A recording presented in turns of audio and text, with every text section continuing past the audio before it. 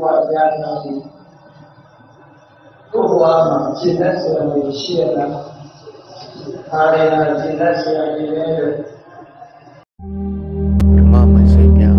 dura nama shya shani ba riya no mya na yu ma ta ya yo so ba ni ora ne sa ma sa so ma niဒီတော့တယ်လေးကတော့တတ်ချင်တယ်ဒီဘောဘောကလည်းကြားတယ်ဘာလို့လဲဘာလို့လဲမှာဆိုတယ်ဘုရားဘာသာကိုသူတို့သိနေတယ်ဒီဆိုကြည့်လို့ရှိရင်ဒီချင်းတွေကိုမရှိရတာဆိုစဉ်းရစဉ်းစားဖို့ဒါဆိုလည်းဘာသာတော့တာချက်တယ်ဒုက္ခနာရှိရင်ဒုက္ခမှာစိတ်တိုင်းဆရာပဲဆိုတော့ကိုယ့်ကိုဆုံးဖြတ်လို့ရတယ်။အကယ်၍မှဒီချက်တွေမပြည့်စုံသေးလို့ရှိရင်ခြေလက်ဆံကောင်းနေတယ်။ဘဝဆိုတာခြေလက်ဆရာတွေညာတော့ရှိတော့မခြေလက်ဆရာတွေလည်းညာဆိုရှိတယ်။ဓမ္မရှိတော့မှကြည့်တဲ့ဘဝမှာမခြေလက်ဆရာတွေရှာဝင်ပြေးချတယ်ကျင့်လက်ဆရာတွေကိုလည်းရှာဝင်ပြေးလို့ရတယ်အဲ့တော့မိမိတို့နေတဲ့မကျင့်လက်ဆရာကောင်းတဲ့ဘဝမှာဖြစ်လာကြတယ်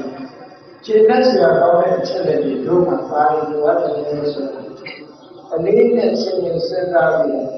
ကိုယ့်ဘဝပြုပြင်ကြရဘုရားရဲ့အဆုံးအမမိုင်းစင်တာပြည့်ချင်းလို့ခေါ်တယ်စိတ်ကိုဘုံပြုပြီးတော့ဆုံးပါအဲ့တော့မြန်မာနိုင်ငံမှာတော့မြတ်စွာဘုရားရဲ့ဆုံးမတွေအလွယ်တကူနာယူပြီးတော့ဒီဝိညာဉ်အလွယ်တကူကြားတဲ့ဝိညာဉ်ရဲ့အခါတစ်ခါတည်းမှာလူတွေမှာအဖတ်တမဲ့ပေါ်များတယ်လို့ထင်ပြီးတော့လေးနဲ့ထားပြီးရှိကြတာမျိုးကကြုံရတယ်အဲ့ဒါမျိုးမဖြစ်အောင်တတိထားလို့လိုရတယ်မိခင်ကလည်းဘုန်းကြီးတို့စီမှာဒီတဲ့တိုင်းကတိုးရစ်ကိုရောက်တာဘုရားကလည်းဘာလဲဒီကျတဲ့သူတို့သိထားတဲ့အသည့်တွေသက်ဆောင်ကြတဲ့ဆုံးမခေတ္တဝါဒအစင်လာတဲ့မကိုက်ညီတဲ့အသည့်တွေသူတို့ရှိအဲ့ဒါတွေကိုရှင်းလင်းပြီးတော့ပြောပြပါရအဲ့တော့ဒီတိုင်းတွေလည်းသက်ဆောင်ကြရဲ့ဆုံးမကိုကြားနိုင်ကြတာမဟုတ်ဘူးမြန်မာနိုင်ငံတွေကကံကောင်းလို့ရနေတာရနေပြီအတွက်အချို့တစ်ချက်တော့ပုဂ္ဂိုလ်တွေကဒါတွေကတော့ရရတယ်စိတ်ထဲမှာထင်အလေးနဲ့မထားဘဲနဲ့နေလို့ရှိရင်အချိန်ကကုန်သွားပြီးတော့ကိုယ်မှာအကျိုးဖြစ်တော့အားနည်းသွားတယ်ဒါကိုတော့အလေးနဲ့ထားစဉ်းစားထားတယ်တခါတည်းကျတော့လူတွေကတန်ဖိုးတစ်ခုတော့မှပဲသိကြဥပမာဒုတိယရဲ့တန်ဖိုးဆိုတာအဲ့ဒီမရှိတော့ဘူးဆိုမှသိအဲ့ဒီဆိုတဲ့အချိန်ကျတော့နောက်ကြပြီးတော့မလုပ်လို့ရအချိန်ရဲ့တန်ဖိုးဆိုတာအချိန်ပုံတော့မှသိကြအချိန်ပုံတော့မလုပ်လို့ရအောင်လေဒါမှလုပ်လို့ရတယ်အဲ့ဒါမျိုးလို့ပဲယေဘုရားရဲ့အဆုံးအမတွေအလွယ်တကူသိခွင့်ရမှာမတမ်းနဲ့လက်ဆောင်ရရဲ့အဆုံးအမတွေအလေးနဲ့ထားပြီးတော့နာယူရမှန်မှတ်သားရမှန်လေးလာရမှန်စီးရမှန်မသိတိတော်မှာပဲအခြားကိစ္စတွေနဲ့ဝိညာဉ်အခြေပုံပြီးတော့ကိုယ်ဘဝမှာတန်ဖိုးဆိုတာဘာလဲဆိုတာစဉ်းစားမှုမပြုရဘူးအချိန်ကုန်သွားပြီဆိုတော့တို့ဟာဆုံးရှုံးသွားပြီဆိုတာမျိုးအဲ့ဒီကြမှာဘာတတ်တယ်ဘာတတ်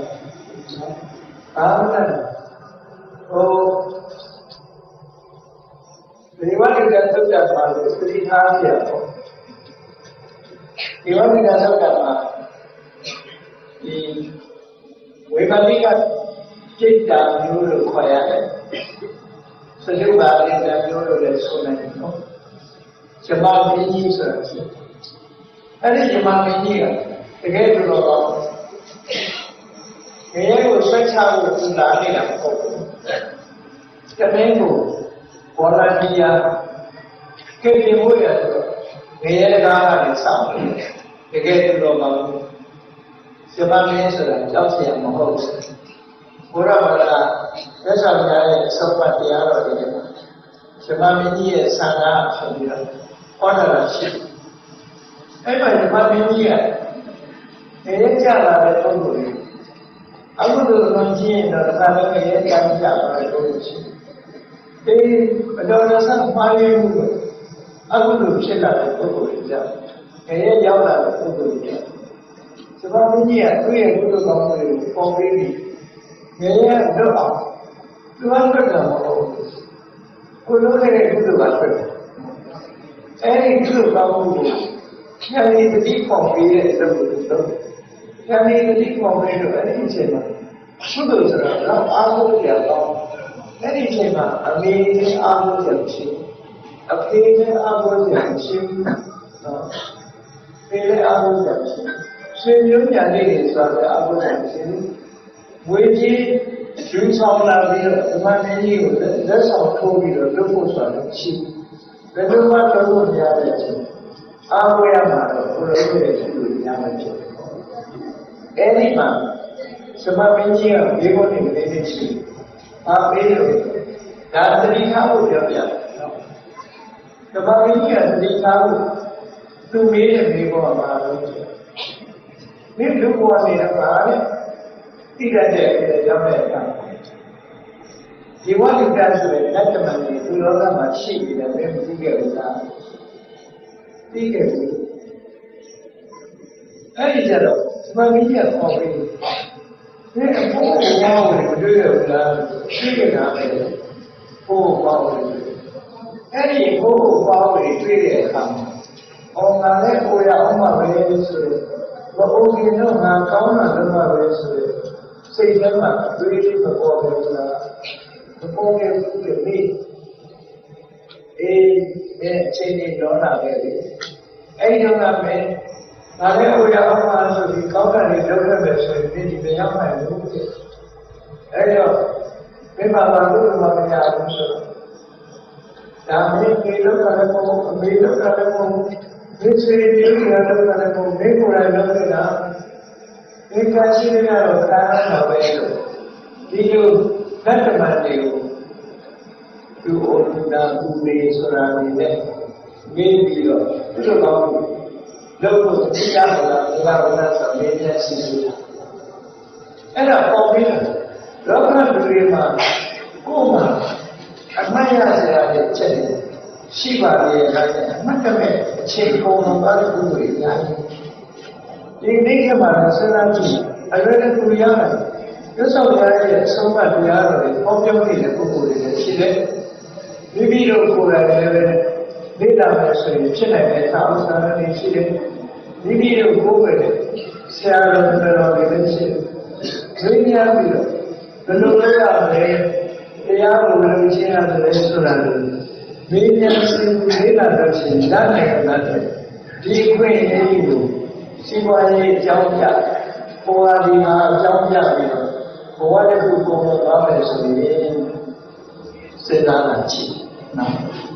အလေးနဲ့ပထားတဲ့ပုဂ္ဂိုလ်တွေအများရှိတယ်နော်တဘောလေးကိုတဏှာလေးကိုထောင်တာဖြစ်ပြီးတော့အလေးနဲ့ထားတာနောက်ဆုံးမှတရားဝဲလာတဲ့ပုဂ္ဂိုလ်တော့ပါပဲတရားဝဲလာလို့စကားထိုင်ပြောနေတဲ့ပုဂ္ဂိုလ်တွေရှိတယ်တရားဝဲတော့လာတယ်တရားတော်နာလို့စကားထိုင်ပြောအဲ့လိုပုဂ္ဂိုလ်တွေစဉ်းစားကြည့်အချိန်လုံးသွားလို့တရားဝဲပြီးတယ်သူတို့ဘာကြားလိုက်ဘာမှမကြားလိုက်အဲ့ဒါကိုခုမှတန်ဖိုးမဲ့မှမသိဘူးဆိုလို့ရှိရင်ခဏဓမ္မမင်းကြီးစစ်တဲ့အချိန်ကျတော့မလုပ်ခဲ့ရပါဘူးလို့ပြောရမယ်အနေထားမျိုးဆိုတတိကြီးစွာထားတဲ့တန်ဖိုးရှိတဲ့အချိန်ဒီမှာတန်ဖိုးရှိသုံးချက်ဓမ္မပရိချိခုလိုသဘောတရားစဉ်ပြပါပြီးမြတ်စွာဘုရားရဲ့အဆုံးအမတွေကြားကြရနာကြရတယ်ဆိုတာနိုင်ငံခြားတိုင်းတစ်ပါးမှာနေတဲ့ပုဂ္ဂိုလ်တွေအတွက်ဘာအခွင့်အရေးကြားတော့မကြားဘူးမကြားဘူးအဲ့မှာဒီလေကတဲ့လူတွေနေရာသိကျင်တယ်သူတို့သိကျင်သူတို့သိနေတယ်ဘုရားဘာသာကိုသူတို့ယုံကြည်တယ်ဒါပေမဲ့သူတို့သိနေတယ်အသိတွေလွယ်မှာလွယ်မှာနေတာတော်တော်ဖြောင်းပြောရတယ် တော့ကြောက်ပြောရတဲ့အခါအနည်းငယ်လေးတော့အတန်ငယ်လေးတော့လေးပြီးသွားတဲ့ဘောတော့ရှိဒါပေမဲ့သေသေးချာချာနားတယ်လို့ဆိုတာသူတို့ကိုလေးလာကြရအောင်အဲ့ဒါလို့ဘုရားဘာသာညမရရဲ့အဆုံးအမတွေကိုကြားချင်တဲ့အတိုင်းနဲ့ရခွင့်မရှိတဲ့ပုဂ္ဂိုလ်တွေကဘာမှအများကြီးမြန်မာနိုင်ငံလူတွေကကံကောင်းအလို့လည်းရောက်မြန်မာနိုင်ငံဘိုးဘွားမိဘတွေခြေဆုတရားနဲ့နှစ်ပေါင်းတစ်ထောင်လောက်ကလေးကဓမ္မကြီးဘုရားဘာသာရဲ့ဘုရားရဲ့အဆုံးအမတရားတော်တွေရောက်ရှိပြီးရရှိထားသည့်အတွက်ကလေးတွေတာဝရထွန်းနေဖွင့်လှမ်းပြီးတော့သူတို့ရဲ့မန္တလေးမြို့သူမြို့သားတွေဆိုဒီမှာသာဝေကျမ်းနဲ့တက်တဲ့ဆရာတော်ကြီးတွေပထမကြောင်များစွာသတင်းထုတ်တဲ့နေရာဖြစ်ပြီးတရားဓမ္မဆိုတဲ့နိုင်ယူခွင့်ချက်မှတ်ခွင့်တွေအများကြီးရှိရတဲ့အမှတ်တမဲ့နေပြီးတော့အချိန်ကြီးကုန်သွားကြမယ်ဆိုလို့ရှိရင်ခုနလိုပဲမလုပ်ခဲ့ပြီပါဘူးမေးပြောခဲ့ပါလေဆိုပြီးတော့တန်ဖိုးရှိတဲ့အချိန်ကြီးကုန်သွားအောင်ကုန်သွားမဲ့ပုဂ္ဂိုလ်ကကြားတယ်စားခိုင်းတော့အများကြီးရှိဒါကိုအလေးနဲ့သတိထားဖို့ဒီတရားဝဲရောက်လာဒီမှာဘယ်နည်းပေးလိုက်လဲရောက်တော့ရောက်တယ်ဒါပေမဲ့လက်ဖက်ထုတ်စားကျင်းထုတ်စားဓာတ်ထိုင်ပြီးတော့ဘာဟုတ်ကမှတော့သိလိုက်ဘူးဆိုရင်ဇမားမင်းစိတ်ရင်တော့အဲ့လိုပဲဖြစ်တာအဲ့တော့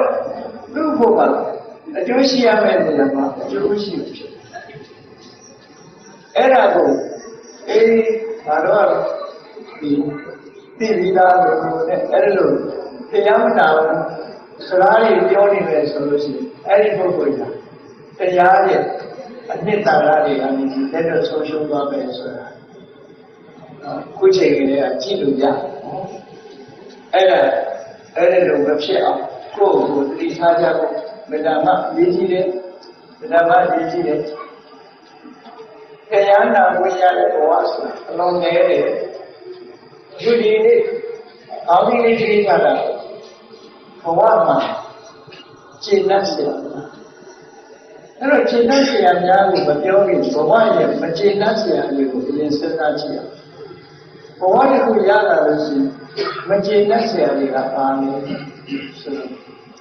ဒီဘဝကြီးမှာလူဘဝရတာတဲ့အခါမှာဒီတိုင်းရနေတာမဟုတ်ဘူးလူဖြစ်လာတဲ့အခါအသက်ရှင်ဖို့အတွက်အများကြီးကြိုးစားနေရငယ်ရွယ်တဲ့အချိန်ကနေစပြီးတော့အသက်ရှင်နေတဲ့များကလာပါလို့လူတွေဟာအသက်ရှင်ဖို့အတွက်ကြိုးစားနေကြတယ်ကြိုးစားရတာပါအမှန်ကြိုးစားမကြောက်မှဖြစ်လာလို့ဆိုရင်စေဝါဒစာဆရာဝန်တွေသိသွားရဆေးကူးရတယ်အသက်ရှင်ဖို့အတွက်အများကြီးရုန်းကန်လှုပ်ရှားနေရတယ်ဟုတ်ပြီအသက်ရှင်ဖို့အတွက်ရုန်းကန်လှုပ်ရှားနေရတဲ့ဒီလူဘဝကြီးဟာဒီတိုင်းပဲအစင်းတည်းနဲ့နေသလားလို့ဆိုဘယ်ဟုတ်လူရည်ကြည့်ဝိလာတော့ငငယ်လေးရနေပြီးတော့ဒီလိုစားတာတောက်တာအိတ်ခါနဲ့တပြေးပြေးကြီးလာပြီးတဲ့အခါလူပြုံမှုတွေတပြေးပြေးဆုံးရှုံးတာပထမတော့လူဘဝလူပြုံမှုတွေနဲ့လာခဲ့ဆိုတော့စနေနဲ့ကြည့်လိုက်တယ်ဆိုလို့ရှိရင်တဏှာကနေစနေသားရောက်ပြီဆိုလို့ရှိရင်မန္တထားတဲ့ကလူငယ်တွေအမေဖေးညီကိုမောင်မတွေအတော်တွေကြီးတော်တွေအပုပ်တွေနေရတဲ့အနေထားသူကတကယ်ရက်တည်နိုင်ဘူးကလေးဆိုလူငယ်တဲ့အရွယ်လေးပဲ17နှစ်လောက်ရောက်တဲ့အခါ17နှစ်ကနေပြီးအသက်20ကျတဲ့အမေဖေးသားသိက်ကငယ်ချင်းပေါင်းတင်းနေတယ်သွားပြီးပြောတယ်အဲ့တော့မကတ်တော့ပြောတဲ့အရွယ်ကိုခိတ်တာတတ်တဲ့ကလည်း20နှစ်ကနေပြီးတော့အသက်30ရဲ့ဒီရောက်တဲ့အခါကျဒါသဘာဝကိုပြောတာအသက်30ရောက်တဲ့အခါကျလူဟာဒီတင်းအောင်တင်းနေဖြစ်တာအတောင်နဲ့စုံရတယ်လို့ရုပ်ရည်အစဉ်တွေချောမောလာပါလာတယ်တင်းအောင်တင်းနေဖြစ်လာတယ်ယောက်ျားရှင်ယောက်ျားမိမိတန်းတာဖြစ်လာတယ်မျိုးသမီးဆိုရင်ချောချောမောမောလေးတွေဖြစ်လာတယ်ဟောအသက်30နှစ်ကနေ40ရောက်တဲ့အခါကျတော့ခေါ်အားမလားတွေရှိတာသွားနိုင်တယ်စားနိုင်တယ်စားနိုင်တယ်တောက်နိုင်တယ်ဆိုတဲ့ခ ခေါ်အားလာလို့ရဒါက40နှစ်က50ရောက်တာလို့ဆိုရင်သူကအပြောကားတဲ့စဉ်းစားကြံနေရများတယ်အားလုံးလုံးစဉ်းစားတာခါလိုက်တော့ဘလို့တော့စဉ်းစားတာဖြစ်တာလေးနဲ့လားဒါက50နှစ်ကနေပြီးတော့60ကျတော့အကြပိုင်းရောက်တာ50ဆိုတာအပြည့်ဆုံးအဆင့်ရောက်တာအဲ့ဒီ50နှစ်ကနေကြော်လိုက်တာနဲ့ဒီမှာစိတ်ဓာတ်တွေလည်းပြောင်းသွားရတဲ့ကလူရဲ့အခြေအနေတွေပြောင်းလာတဖြည်းဖြည်းလာပါတဲ့ဒီစိတ်တွေအားတွေတဖြည်းဖြည်းကျလာတဖြည်းဖြည်းရောလာလူပြုံမှုတွေတဖြည်းဖြည်းရောလာရောကြတာ50နှစ်ကနေ60ကျပိုင်းတချို့ကြတော့အဆင်းမှာဘိန်းတက်လိုက်တယ်လို့ဝေါနဲ့ဆိုပြီးတော့ကိုကြီးကိုပဲရုပ်ဖြစ်တယ်50နော်သွားရီကျုပ်စရင်းကြီးဖြူလို့ကြည့်လိုက်တဲ့အခါကိုကြီးကိုမှဖြစ်သွားတချို့ကကောင်းတဲ့ပုဂ္ဂိုလ်ကျတော့တင်လိုက်တာရွယ်တင်တယ်မထင်ရဘူးဆိုပရိကြီးကိုနှက်တယ်ရွယ်တင်လိုက်တာကျင်းနဲ့တကယ်တော့ကြာနေတာမမြင်ဘူးနော်ကြာနေပြီအရာတော်က60တိကနေပြီးတော့80ဆိုတဲ့အခါကျတော့ခက်ခေါ်နှစ်ခေါ်တော့ပပ္ပါရသတ္တနာလမ်းသွားလို့ရှိရင်ကိုင်းရိုက်ဖြစ်လာရိုက်ဖြစ်လာပြီခြေကချတဲ့အခါမှာဟိုချောဒီချောနဲ့ဒါကြောင့်အဲ့ဒီအချိန်မှာဟိုချောလဲလို့အောင်ပြုတ်သွားတယ်ခြေပြုတ်သွားတယ်လို့အဲ့ဒီအချိန်မှာဖြစ်တယ်နော်ချောလာပြီအဲ့ဒီအချိန်မှာတိထားခဏကြာစီရွာတဲ့လေလို့ဘယ်မှာလဲလို့ချောလာဒါက90နှစ်ကနေ80ရောက်လာပြီဆိုတော့80တွင်အဲ့ဒီ7နှစ်ကျတော့ဝင်ကတာကကောင်းလာလက်ရည်လေးကောင်းလာခါလေးကောင်းလာတရားလို့ကောင်းတော့ပြေတော့လည်းပူဆိုးလာပိုကြီးပိုရုပ်ပိုပြီးတော့ပေါ်လာဒါက80နှစ်ကနေ90ဆိုတဲ့အခြေရောက်လာတာဘာဖြစ်လဲမောဘုရားတဲ့ကမိတယ်ဒါကလေးကိုသမီးစားလိုက်တာတော့အဲ့ဒါသမီးစားရတယ်ဘူးလို့ချင်လို့အဲ့ဒီချိန်နော်ဟိုလေးဒီနာထားလိုက်ဟိုနာထားလိုက်မိတယ်ဘယ်နာထားမှန်းမသိဘူးကိုယ့်ကိုကျောင်းမှာအားထိုးရှာတဲ့အစာမျိုးတွေခဏဖြစ်အဲ့လိုမိလာတယ်နေထားမျိုးတွေရောက်လာတယ်ဒါက90နှစ်ကနေပြီးတော့အနည်းတရားလို့ဆိုတာဒီတိုင်းတော့ရောက်ခဲတယ်အဲ့ဒီရောက်လာပြီဆိုရင်သေယနာဓာတ်တာဒါရေဝင်ရကိုပြောတယ်။ရောက်တယ်မရောက်တာကြည့်ပြီးမဖြစ်ပါဘူးလို့မပြောတယ်။နော်။အများစုကအဲ့ဒီတည်းဖြစ်။သေနတ်ဓာတ်ကဆိုတာအဲ့ရတယ်မှာပဲအိတ်ပြီးတော့သိပြီးတော့ဟိုသွားပြီးတော့လူမြင်ခွဲကပျောက်သွားတယ်ဖြစ်ဖြစ်။အဲ့ရတယ်မှာခွေးနေတာများတော့အဲ့ဒီလိုလူဘဝမှာစဉ်းစားကြည့်လိုက်လို့ရှိရင်မတည်မြဲဘူး7နှစ်တစ်ချိန်အပြောင်းအလဲတွေနဲ့ဒီ90ရဲ့ဟိုဘက်ကျရင်တစ်ခါတည်းရောကျသွားအဲ့တော့ခြေလက်ပြောင်းအောင်လဲခြေလက်လူကခြေလက်ဆက်ပဲခဏလေးအဲ့ဒါကြည့်လို့ဆိုရင်ခြေလက်ဆက်ကောင်းဖို့ဒါဖြင့်ဘုန်းကြီးတို့လူကမှာခြေလက်ဆက်ဆိုတာဘာလဲအဲ့ဒီခြေလက်ဆက်ရောက်ခြေလက်ဆက်မကောင်းတဲ့ဘဝကြီးထဲမှာနေတဲ့အချိန်မှာခြေလက်ဆက်ကောင်းလို့မြတ်စွာဘုရားကဂိမိတုတ်တံမှာဒါကိုဟောတယ်ဂိမိတုတ်တံကတောင်းရည်ဒီမှာမြတ်စွာဘုရားကပြောတာဇေရောအကြောင်းတရင်သုံးနေတဲ့အချိန်ကျောင်းကအနာလိုဝိတ္တိကြီးနဲ့သူ့နောက်လိုက်တော့ကဥပဒက900ဘုရားခံရောက်လာတာမြတ်စွာဘုရားနိဗ္ဗာန်ဝင်ရောက်ခြင်းကရှိခိုးဝါချပြီးထိုင်းနေတဲ့အချိန်မြတ်စွာဘုရားနာမှာလူရှိလို့လဲရတော့ရပညာရမှာထိတ်တန့်ကြတယ်ရှင်သာရိပုတ္တရာမထေရရှိအဲ့ဒါလိုရှိနေတဲ့အချိန်မှာမြတ်စွာဘုရားကလာရင်းတို့ပိဋကတ်နေတဲ့စကားပြောရမှာပဲရှင်သာရိပုတ္တရာလည်းစကားပြောတာအဲ့ဒီရှင်သာရိပုတ္တရာလည်းစကားပြောတယ်တရားဟောတဲ့ဆုံးမတဲ့စကားလေးဟာဒီနေ့သင်္ဃောရလေးကမှာမှတ်တမ်းတင်တာကဂိဟိတုတ်တံဒီလိုရှိဂိဟိတုတ်တံအဲ့ဒီနာမည်နဲ့မှတ်တာ ခီးဆိုတာအိယာတိထောင်လူပေါင်းမှာနေတဲ့ဒါကမှရှင်ပြောအဲ့ဒီအိယာတိထောင်လူပေါင်းမှာနေကြတဲ့ဒါကမှခြေလက်ဆရာကြီးရှိတယ်အဲ့ဒီခြေလက်ဆရာကြီးရဖို့အရေးကြီးတယ်ဒါလိုရင်တစ်သေးတို့က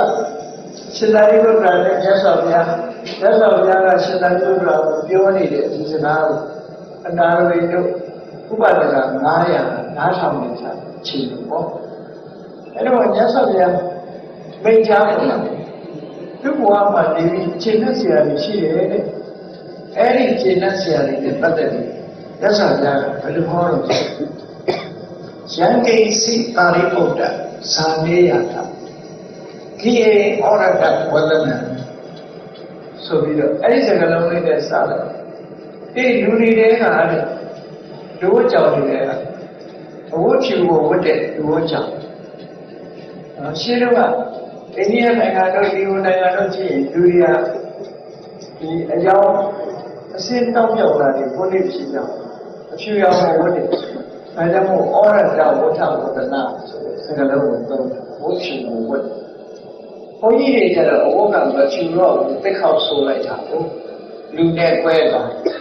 ဒါပေမဲ့ဒီနေ့ခေတ်မှာလူတွေဝတ်တဲ့အဝတ်တွေကတော့အယောင်မျိုးစုံပဲနော်ဘုန်းကြီးရောက်တဲ့ဝတ်ချင်ဝတ်တာကအဲ့တော့အယောင်မျိုးစုံရှိရှေးခေတ်အနေနဲ့ကတော့ဝတ်ချင်ဘုန်းကြီးတို့တိရိစ္ဆာန်နိုင်ငံတွေတော့ကသူ့ဘုံကြီးလို့အားလို့ဆိုဒီကိုကျွန်းကျွန်းသားတွေ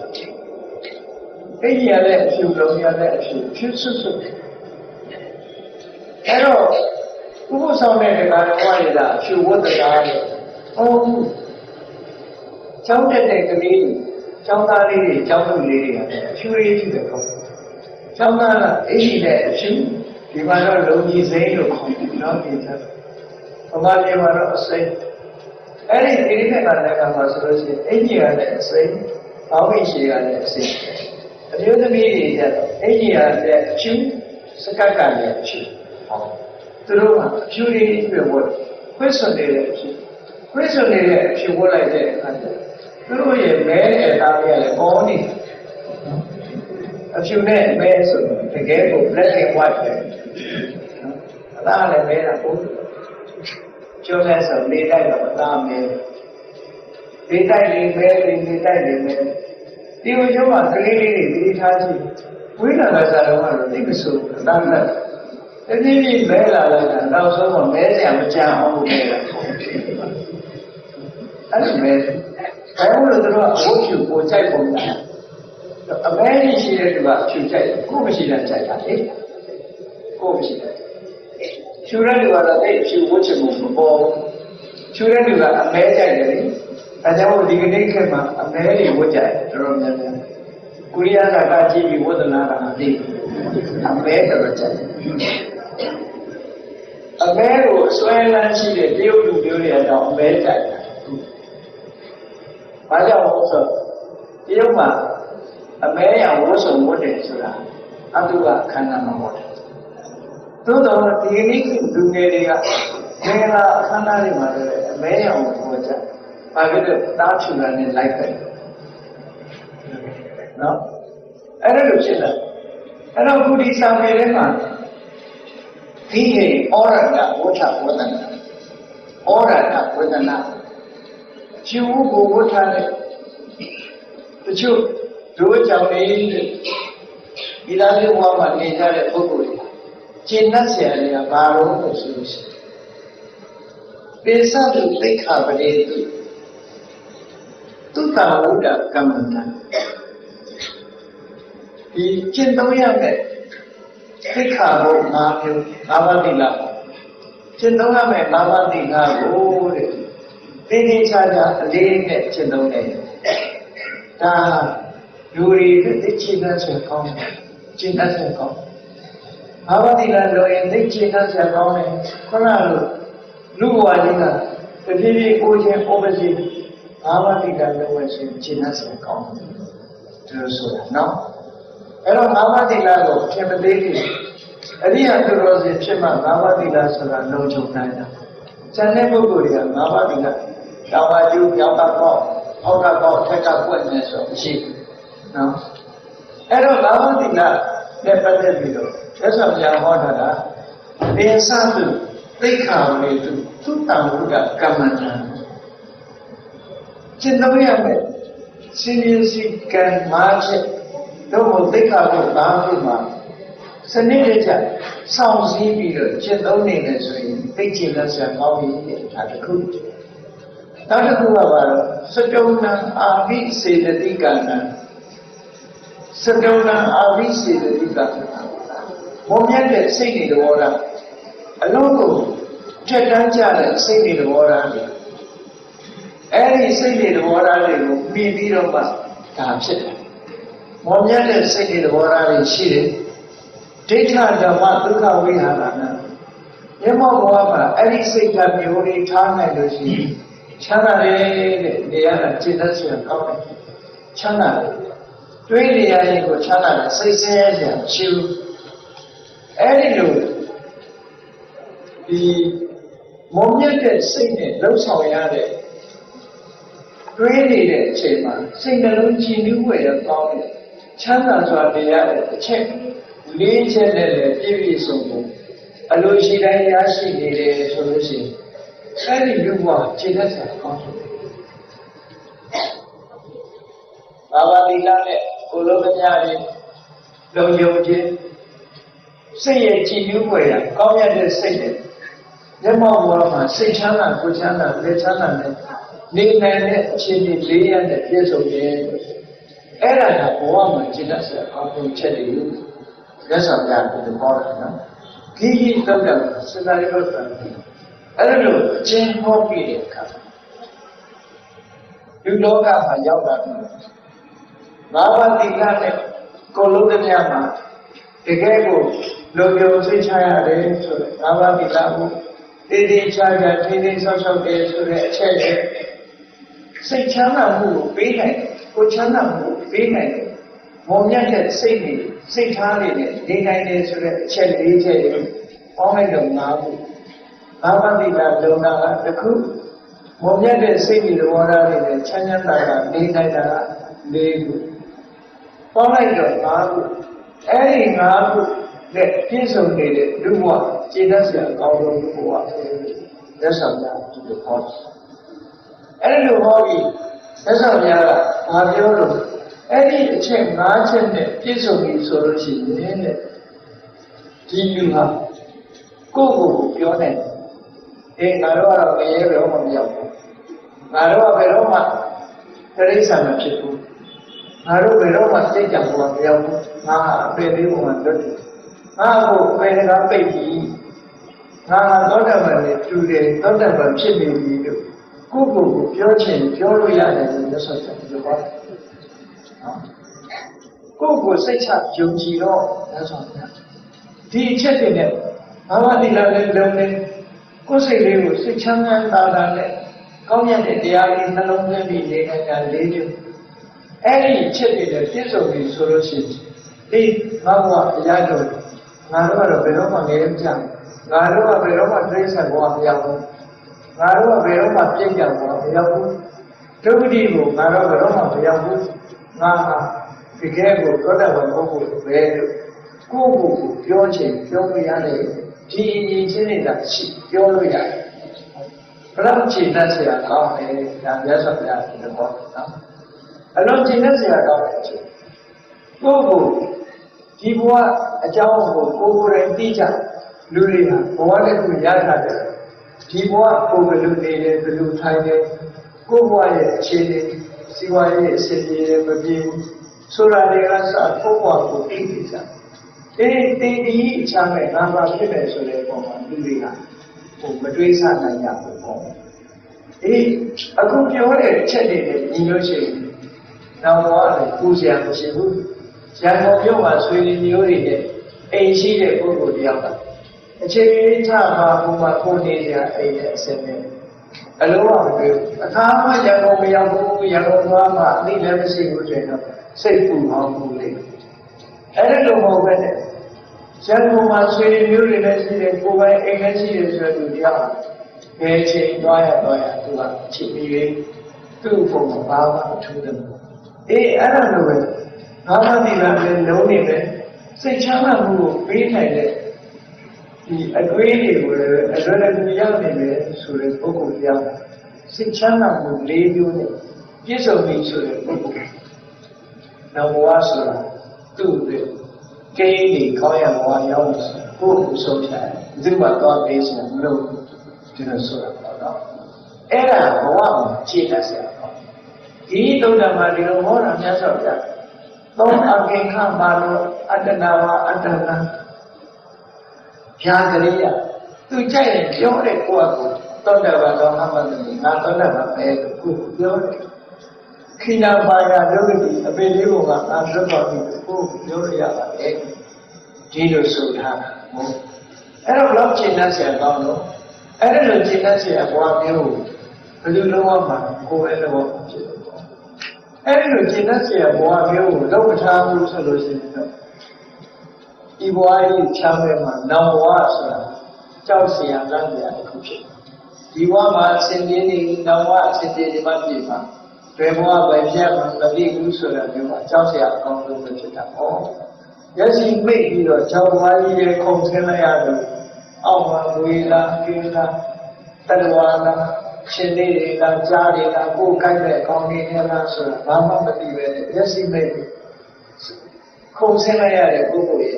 အခြေအနေမျိုးကလောက်ကြောက်မဲ့ပေါ်ကောင်းတယ်အေးဘဝမှာရှင်းတတ်เสียလေအားရစရာတွေမရှိဘူးဆိုရင်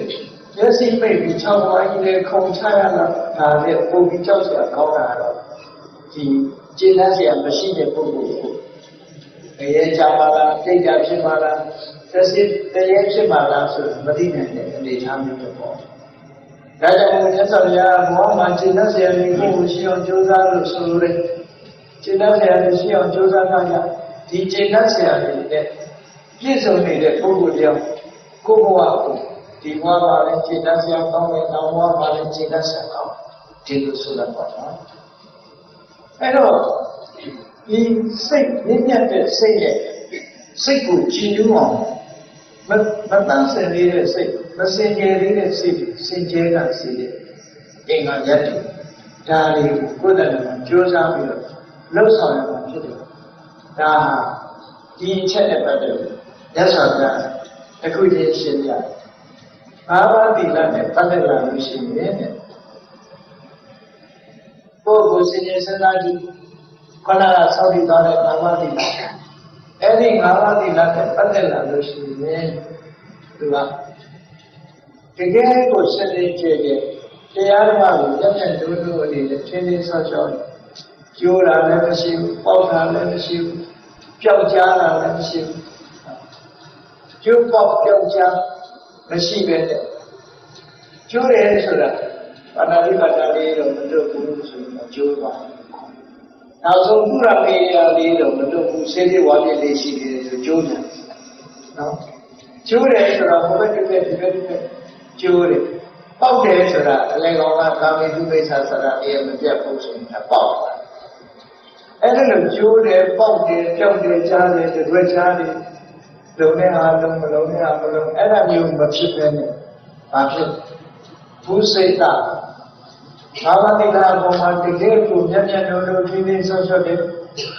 ကိုချင်းသီလအနေနဲ့မျက်နှာထားတော့ဘာဝတိလာနဲ့နော်ဘာဝတိရောက်ဖို့ဆိုရဲစောင့်တင်းမှုမျိုးပေါ်ပဲနဲ့ဘာဝတိလာရဲ့တန်ဖိုးကိုသိပြီးတော့ဖြည်းဖြည်းဆော့ဆော့တယ်ဝိပဿနာသူ့ရဲ့ဘာဝတိလာကိုပညာရှိတွေကိုချီးမွမ်းတော့တယ်တော်လိုက်တာသူ့ဘာဝတိလာရှောင်းတယ်မရှိပါဘူးလို့ချီးမွမ်းတော့ရှိရ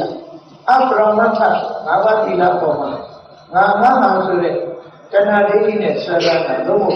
မှားရင်းနဲ့အမြင်နဲ့ဆွဲလန်းတာမရှိဘူးဆိုပါတော့ဘာဝတိလာနဲ့ပတ်သက်လို့သူက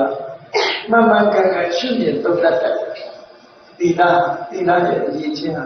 ဘယ်အတိုင်းညာသူဖြစ်တယ်မှန်မှန်ရင်သုံးသပ်တဲ့အနေအထားမျိုးအမြင်မျိုးမရှိပဲတကယ်ကိုစင်စင်ကြယ်ကြယ်ငါးပါးတိလာဖြစ်နေဆောက်ရှောက်တမာတိတာဝတ္တိက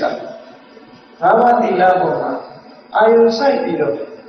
ဘာသာတိပါဒကလွတ်တယ်ဆိုတာဆင်ញင်တယ်အာရိနာရဏကျင်းတယ်ဆိုတာဆင်ញင်တယ်ကာလကုမမေဆာဆရာကျင်းတယ်ဆိုတာဆင်ញင်တယ်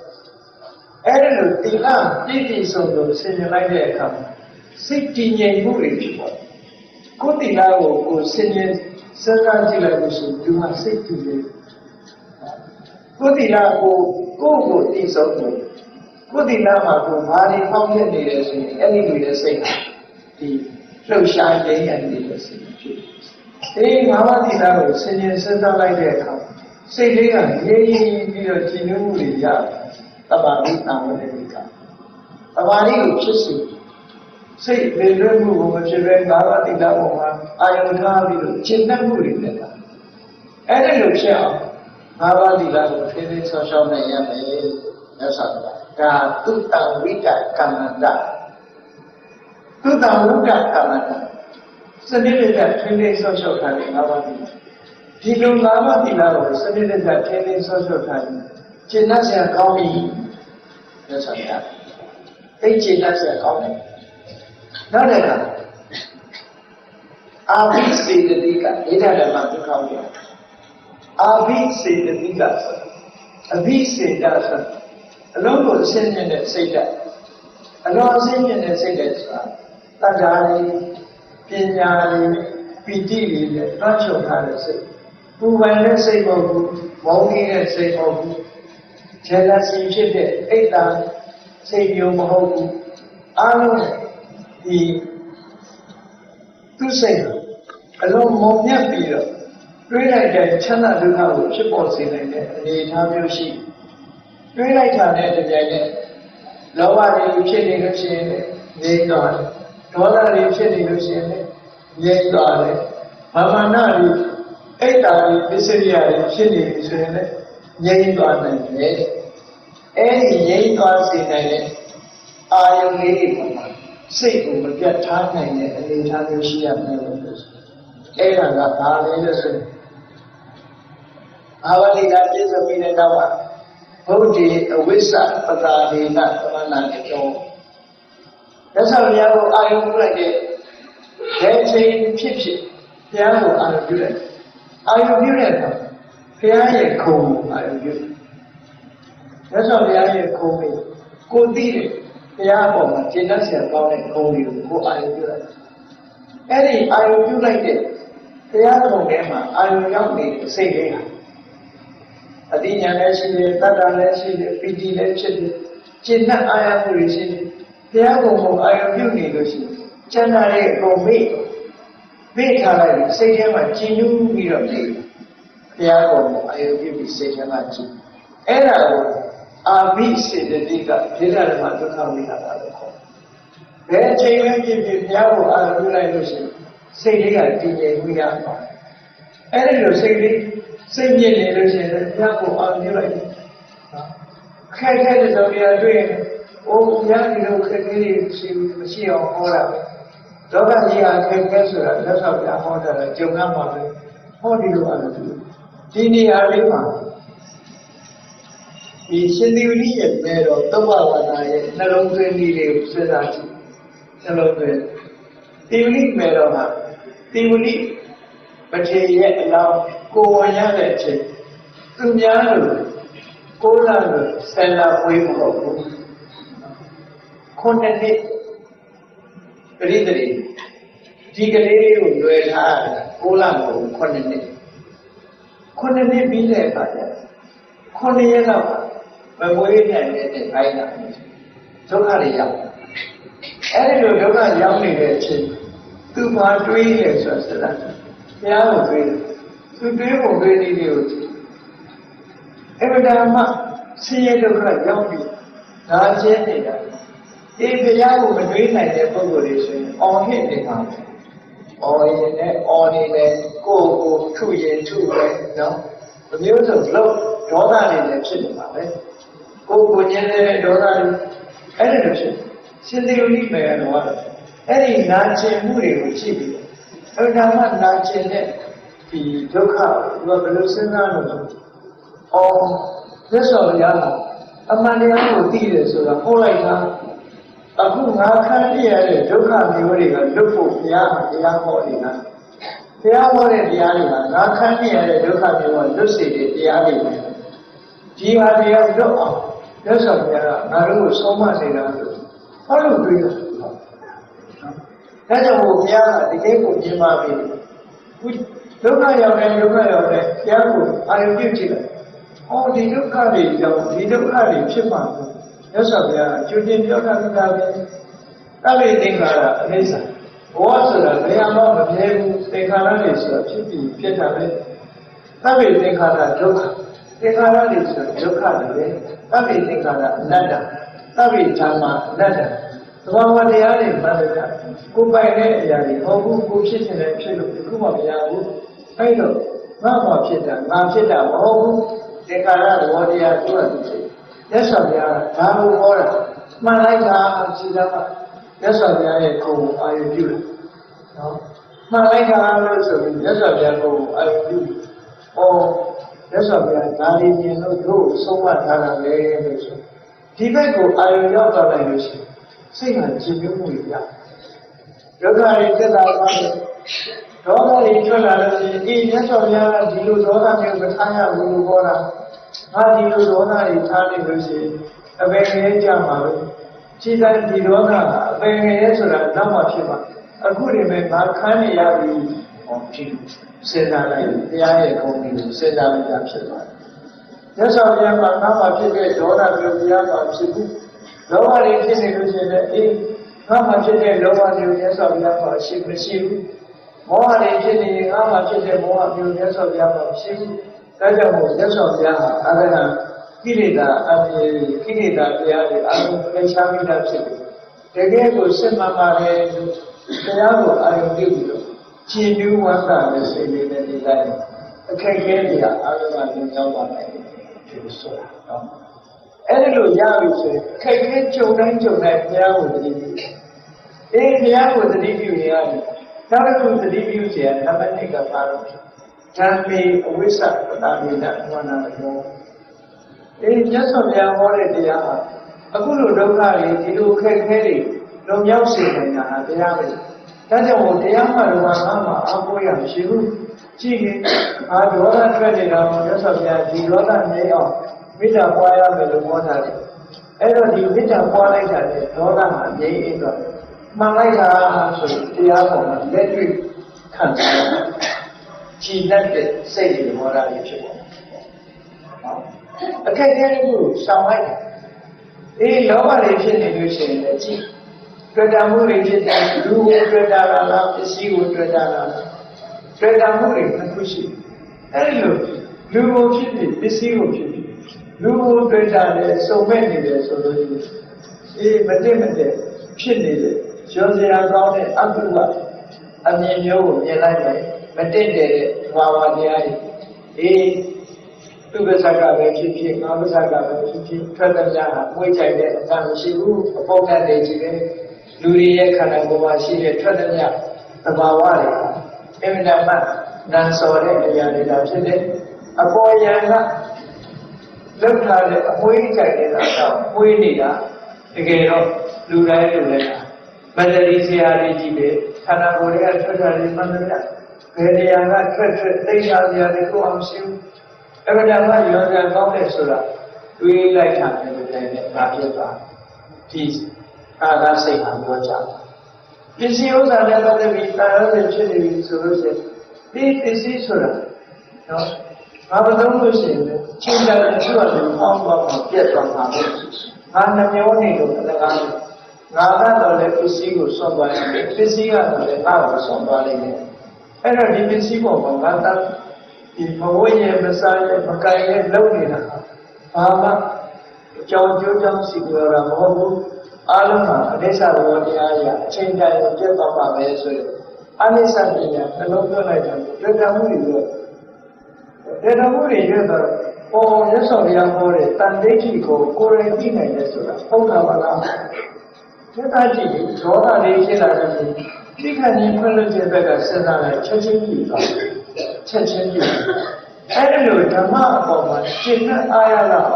နှလုံးသွင်းစဉ်းနေလို့ဆိုရင်လူဟာချမ်းသာမှုရသွားနိုင်တယ်ဒီလိုဆိုဟောနောက်တစ်ခုတတိယအချက်ကလည်းပါတန်ခေအဝိစ္စပတာမိနသမဏလို့အရိယတန်ခါတွေကြည့်လိုက်ဒေါသတွေကြအောင်ကျင့်တယ်ဒေါသတွေကြအောင်ကျင့်တယ်မောဟတွေကြအောင်ကျင့် ဒါနသစ္စာလေးလောဘလည်းကျင်းသွားတယ်ဒေါသလည်းကျင်းသွားတယ်မောဟလည်းကျင်းအေးတာလာတော်ရှင်မြတ်ဒီကုသိုလ်ကောင်းမှုဒုလုံးလိုက်ရလက်ပလာပုံညာခိတံလောကတာဒီကုသိုလ်ကောင်းမှုလုံးလိုက်အကျိုးတွေညက်များစွာရတယ်စေစေနာကြည့်ဒီတန်ခါတွေကိုလူလိုက်လို့ဥပမာပဲကိုပြီးတာဆိုလို့ရှိရင်ပြောပါစေတကယ်ကိုဆင်းရဲသားတရားမှာသူများအိမ်ကအခါစားနဲ့လဲထုံပြီးတော့တရားနဲ့ပုံနာလို့သူရင်းကားလို့ရှင်သာရိပုတ္တရာမထေရကိုတကူလေးနဲ့ညီလေးကလည်းရတယ်ဇနီးလုပ်တဲ့ပုဂ္ဂိုလ်တဏှာစာဆောင်းနေယူလိုက်ရတယ်အဲ့ဒါလေးဒီပုံမှာအာယုံဆိုင်လိုက်တာမကြာခင်တော့သူထွန်ရက်ထားတဲ့ရည်စည်းခဲတွေကရှင်ဖြစ်တာချက်ချင်းကြီးအကျိုးပေးတာအနုတ္တရပုံညာခိတ္တနောက်တာရှင်မာသဗ္ဗမထေရကြီးကိုဆုံးဆုံးလောက်လောင်းလိုက်ရလို့ရှိရင်အဲ့ဒီပုဂ္ဂိုလ်ကချက်ချင်းတတိယလည်းဖြစ်တယ်စစ်သူကြီးရဲ့လည်းဖြစ်တယ်ဓာလူတွေရသွားတယ်ချက်ချင်းကောင်းကျိုးချမ်းသာတွေပေးဆောင်တယ်နော်အဲ့ဒီလိုတာမန်ကိုယ်ကိုအာယုပြုပြီးတော့နှလုံးသွင်းဆင်ခြင်လိုက်တယ်ငါတို့ကကုသိုလ်ကောင်းမှုလုပ်ချင်ဒီတန်ခါးလေးရှိတို့ကုသိုလ်လုပ်လို့မရဘူးလောကမှာကိုကျင့်သီလမရှိတဲ့တရားသားပဲပေးเสียရှိတယ်ပေးတွေပဲကျွေးเสียရှိတယ်အခုလိုမောင်မောင်မြတ်မြတ်ကိုကျင့်သီလနဲ့နေတဲ့တန်ခါးလေးရှိပြီးတဲ့ကြောင့်တို့တယ်တို့ပစ္စည်းတွေသူရတိုင်းတာကိုတတ်ပြီးဒီကုသိုလ်ကောင်းမှုကတို့အတွက်တုံ့ပြန်မှုတွေတော့ကြီးမားတဲ့အကျိုးတရားတွေနားမှာပဲဟောသံဃာကိုအာရုံပြုပြီးတော့ဆင်ញင်ဆုံးသတ်လိုက်လို့ရှိရင်လူဟာစိတ်ကြည်မှုတွေရအကုန်လုံးမေ့သွားပြီးတော့စိတ်ထဲမှာကျင့်တတ်အာရုံကျင့်တတ်တော့အခုလိုအကြောင်းကြီးတွေဆောက်ပြီးလူကြတဲ့ဒကာတော်မတွေလည်းဆက်လိုက်မကုန်ဘူးလားကုန်တယ်အဲ့ဒီကုန်လိုက်တဲ့ဟာရလိုက်တဲ့အကျိုးကြတော့ကုန်တာတဲ့အစာတော်များတယ်လားဘာကြောင့်ရတာကိုစဉ်းစားကြည့်လို့ဒီတရားကိုကြည့်လို့ရိုးစေးနဲ့နိုင်ရှင်ပြီးတော့တ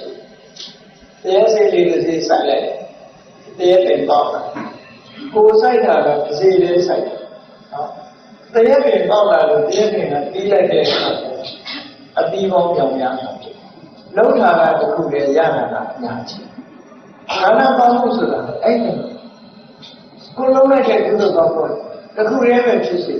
ဒီပုံမှာကျင့်ယူဝန္တာတဲ့စေရနာတွေကမျိုးစေ့တွေဖြစ်တယ်အဲ့ဒီစေရနာဇောတွေကမျိုးစေ့ပေါင်းကြောင့်များစွာဖြစ်တော်မူကြကြောင့်မျိုးစေ့တစ်စိမ့်နဲ့အခုလိုအကျိုးတွေကိုပေးနိုင်တာဖြစ်တော့ကြောင့်ပြောင်းများစွာရတယ်အဘိဓမ္မာဖြစ်ရှာတယ်ပေါ့တောင်သူလယ်သမားတွေနေနေကြည့်မယ်ဆိုရင်စဘာတစ်ထင်းကျင်းလိုက်တာတင်းတရာထွက်တယ်နဲရမှာပေါ့